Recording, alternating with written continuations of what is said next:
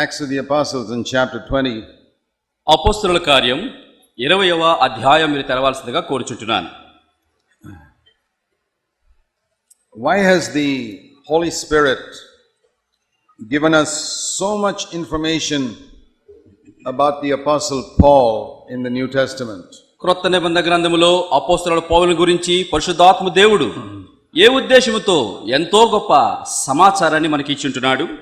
We can say that in the New Testament most of what is written is about Jesus and about Paul.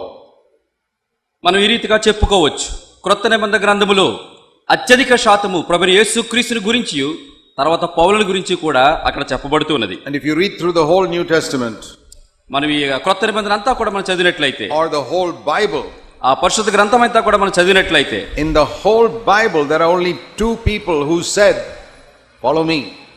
ఈ పరిశుద్ధ గ్రంథం అంతా ఈ చివరి నుంచి ఆ చివరి వరకు చూసినట్లయితే కేవలం ఇద్దరే చెప్పారు, నన్ను వెంబడించండి అని. Jesus and Paul. యేసు ప్రభువు వారు చెప్పారు, ఆ తర్వాత పౌలు కూడా చెప్పాడు. Nobody in the Old Testament could say, "Follow me." మరి పాత నిబంధన గ్రంథంలో ఏ భక్తుడు కూడా నన్ను పోలి నడుచుకుని నన్ను వెంబడించని ఎవరు They could చెప్పలేకపోయారు. only say, "Listen to me." మరి కేవలము మరి మాట వినుడి అని మాత్రమే వాళ్ళు చెప్పగలిగారు. They could say, "I am a prophet of God, listen to me." నేను దేవుని ప్రవక్తను కాబట్టి నా మాట ఆలకించుడని మాత్రమే వారు చెప్పగలిగారు. Moses, Elijah, everybody. మోషే, ఏలియా, ఏ గొప్ప ప్రవక్త అయినా కూడా Moses could not say, "Look at me, follow me." మరి మోషే నన్ను చూడండి, నన్ను పోలి నన్ను వెంబడించండి అని చెప్పలేకపోయాడు. Whereas Paul could say, "Follow me." అయితే పౌలు చెప్పగలిగాడు, నన్ను పోలి నడుచుకునడి. As I follow Christ. నేను క్రీస్తును పోలి నడుచుకున్నట్లుగా నన్ను పోలి నడుచుకునడి. My dear brothers and sisters, నా ప్రియమైన సహోదరి సహోదరులారా, that is one of the fundamental differences between an old covenant servant of God and a new covenant servant of God.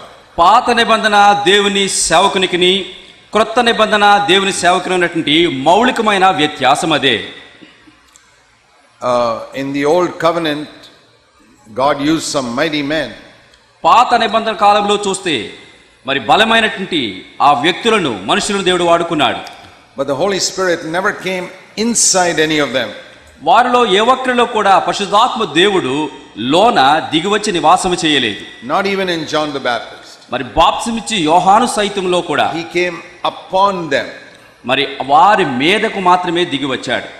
In the New Testament, క్రొత్త నిబంధనలో He came inside them. ఈ పరిశుద్ధాత్ముడు భక్తుల యొక్క హృదయాలలోనికి దిగి వచ్చాడు. And the first person when the Holy Spirit was inside was Jesus.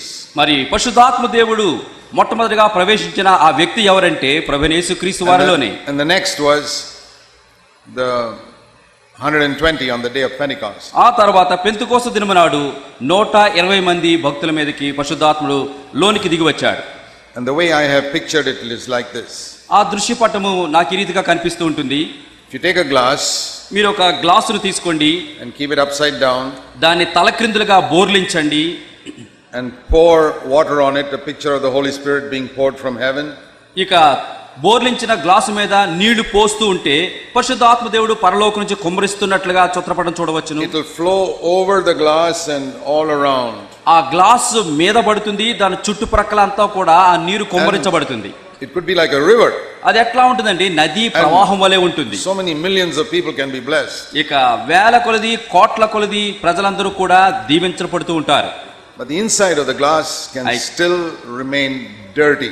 Glass పైన నీళ్లు ఉంటాయి, గ్లాసు చుట్టుపక్కల నీళ్లు ఉంటాయి, కానీ గ్లాసు లోపల ఇంకా అది తడి ఆరిపోయే ఉంటుంది, మురికిగానే ఉంటుంది. It's upside down. ఎందుకంటే ఆ గ్లాసు మరి అది బోర్లించబడింది. That is a picture of old covenant ministry. పాత నిబంధన పరిచారకుడు పరిచర్యలో ఆ రీతిగా ఉండేది. The Spirit of God came upon Samson, blessed so many people, but the inside of his heart was dirty. పరిశుద్ధాత్మ దేవుడు సంసోను మీదకి దిగివచ్చి ఆ చుట్టుపక్కల అనేకులను దీవించాడు, కానీ సంసోనులు ఎటువంటి ఆత్మకార్యం దేవుడు చేయలేకపోయాడు. Spirit of God came upon David, blessed so many people, but the inside of his heart was dirty. నిజానికి పరిశుద్ధాత్మ దేవుడు దావీదు మీదకి దిగివచ్చి అనేక మందిని దీవించాడు, కానీ దావీదు హృదయం ఇంకను మలినముతోనే, మురికితోనే నిండిపోయి ఉన్నది. Many people only know that David committed adultery with Bathsheba. అనేక మందికి దావీదు బత్షెబతో పాపం చేశాడు, వ్యభిచరించాడని మాత్రమే తెలుసు. And killed her husband. ఆమె భర్త అయిన ఊరియాని చంపించాడని తెలుసు. But they don't know that David married 8 wives. అయితే దావీదు యనమండగురు ఆ యొక్క భార్యలను వివాహం ఆడాడని ఎవరికి తెలియదు. Today when some pastor falls into adultery, నేటి దినములో ఏ సంఘ కాపురి అయినా వ్యభిచారం అనే పాపంలో పడిపోతే what does he say? అనేమంటాడు? Oh, David also fell into adultery and still God kept him as the king. నేనే కాదండి, పాత నిబంధనలో దావీదు కూడా పాపంలో పడిపోయాడు, అయినా అతను రాజుగా దేవుడు వాడుకోలేదా? But that was old covenant. అయితే అది క్రొత్త నిబంధన కాదు, పాత నిబంధనలో. David also had 8 wives. దావీదు కూడా 8 భార్యలు ఉన్నారు. So pastor can marry 8 wives and say David had 8 wives, so it is all right for me to have 8 wives. సంఘ కాపరి కూడా పెండ్లాడి యనమండగురిని, ఎందుకంటే దావీదు లాంటోడు నేను కూడా ఆయన యనమండగురు ఉన్నారు, నాకు యనమండు ఉండాలి అని చెప్పుకుంటున్నారు. So if you can't marry 8 wives, you can't commit adultery and quote David. కనుక మరి 8 మంది నువ్వు పెళ్లాడకపోతే, వ్యభిచరించకపోతే, లేకపోతే దావీదులాగా నేను లేను అని చెప్పుకుంటూ ఉంటారు. Even Moses, మోషే విషయం చూడండి. his family life was a mess. He was fighting with his wife. అతని దాంపత్య కుటుంబ జీవితము ఎంతో దౌర్బల్యమైనది, తన భార్యతో కీట్లాడుచుండేవాడు. The spirit of God fell upon him and millions were blessed. అయినను కూడా దేవుని యొక్క పరిశుద్ధాత్మ మోషే మీద కుమ్మరించబడగా కోట్ల మంది ఇశ్రాయేలు ప్రజలందు దీవించబడ్డారు. But Jesus said, అయితే యేసు ప్రభువు అన్నారు in John chapter 14, యోహాను సువార్త 14వ అధ్యాయం concerning the coming Holy Spirit, పరిశుద్ధాత్మను గురించి ఈ రీతిగా చెప్పారు. he said these words, ఆయన ఈ మాటలు పలికారు. I am going to ask the Father, verse 14:16, he will give you another helper, he'll be with you forever. యోహాను సువార్త 14వ అధ్యాయములో 16వ వచనం, నేను తండ్రిని వేడుకుందును, ఆయన వేరొక ఆదరణకర్తను మీకు పంపించును. That is the Holy Spirit of truth, ఈ ఆత్మ అనగా సత్య స్వరూపియగు ఆత్మ, whom the world cannot receive because their hearts are dirty. ఈ లోకస్తులు ఈ ఆత్మను పొందలేరు. కారణం ఏంటంటే వారి హృదయాలు మురికితో నిండిపోయాయి. The Spirit of God cannot dwell inside a dirty heart. మురికితో మాలిన్యంతో నిండిపోయిన హృదయములో పరిశుద్ధాత్ముడు నివాసము చేయలేడు. You say why? మీరు అడగచ్చు ఎందుకండి అని. Will you pour milk into a dirty cup? మరి మలినమైపోయిన మురికితో నిండినటువంటి ఒక కప్పులో మరి మరగబెట్టిన పాలు, చక్కని పాలు మనం పోస్తామా? No, only a foolish person will pour milk or tea into a dirty cup. కడగని గ్లాసులో మురికితో నిండిపోయిన కప్పులో ఒక మూర్ఖుడు, పిచ్చివాడు మాత్రమే మరి పాలు పోస్తాడు. And if foolish man knows that much sense, you think the Holy Spirit, God doesn't know in whose heart to give the Holy Spirit? ఒక వేరువాడు కానివాడు ఇంతగా ఆలోచిస్తున్నట్లయితే పరిశుద్ధాత్మ దేవుడు ఒక మురికితో నిండిపోయిన హృదయంతో నివసించడానికి ఆయన సాహసిస్తాడా? The first person who walked on the earth with a clean heart was Jesus.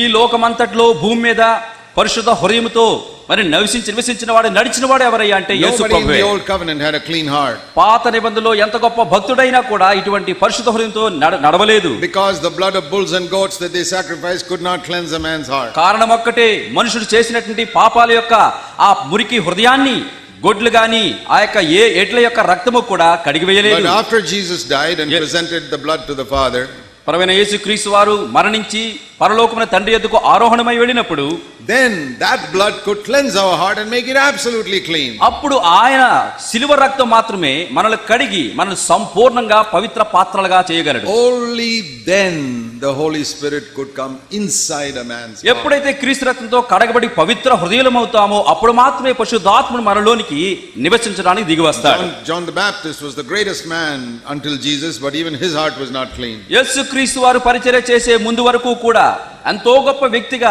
పిలువబడుతూ వచ్చాడు బాప్తిస్మిచ్చు యోహాను. అయితే వినండి, అతని హృదయం కూడా పవిత్రమైనది కాదు. His heart was like upside down cup with the Spirit of God falling over it. బాప్తిస్మిచ్చు యోహాను యొక్క హృదయం కూడా బోర్లించిన గ్లాసు వలె ఉంది. పరిశుద్ధాత్ముడు అతనిలో లేని గాని అతని మీద నుంచి ప్రవహిస్తూ పోయాడు. But now Jesus said, అయితే ఇప్పుడు యేసు ప్రభువు అంటున్నారు in verse 17, 17వ వచనం, 14:17, యోహాను సువార్త 14:17, the last part, చివరి భాగం, at present the Holy Spirit is with you, in that day he will be inside you. ఆయన మీతో కూడా నివసించును, మరి ఆ దినము నాడు మీలో ఉండును.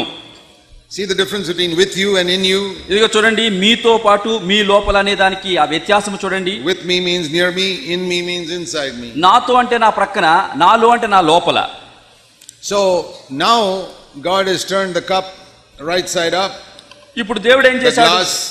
బోర్లించబడిన గ్లాసును ఇప్పుడు మా యథాస్థితికి తీసుకొచ్చాడు. And he pours the Holy Spirit in the glass. ఇప్పుడు పరిశుద్ధాత్మను ఆ గ్లాసు లోనికి పోస్తున్నాడు. That is my heart.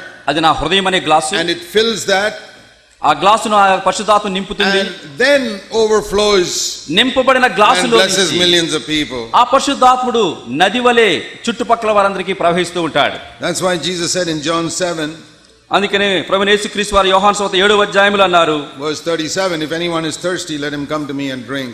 కనుక యోహాను సువార్త 7:37లో దప్పికొని వాడు ఎవరున్నట్లయితే వాడు నా యొద్దకు వచ్చి దప్పి And తీర్చుకొనవలెను. he who believes in me, ఎవరైతే నా యందు విశ్వాసం ఉంచుతాడో, from his, not from the outside, but from his innermost being will flow rivers of living water. ఎవడైతే నా యందు విశ్వాసం ఉంచుతాడో వాడు బయట నుంచి కాదు, వాని కడుపులో నుండి జీవజల నదులు పారును. From the inside, కనుక లోపల నుండి, not like upside down glass like in the Old Testament. ఏదో పైనుంచి కాదండి, బోర్లించబడిన గ్లాసు పాత నిబంధనలో జరిగినట్లుగా Turned up glass. ఇప్పుడు యథాస్థితికి తీసుకురాబడినటువంటి From glass the inside it fills and overflows and becomes rivers in many directions. యేసు క్రీస్తునందు విశ్వాసం ఉంచి వారు కడగబడిన వారు లోనికి పరిశుద్ధాత్ముడు వచ్చి నింపబడి పొర్లి ప్రవహించి చుట్టుపక్కల వారి దగ్గరికి వెళ్తుంటాడు. This is the real fullness of the Holy Spirit. ఇది పరిశుద్ధాత్మ చేత సంపూర్ణంగా నింపబడటం అంటే అర్థం. So if a person today his inside is not being clean, he's like an Old Testament servant.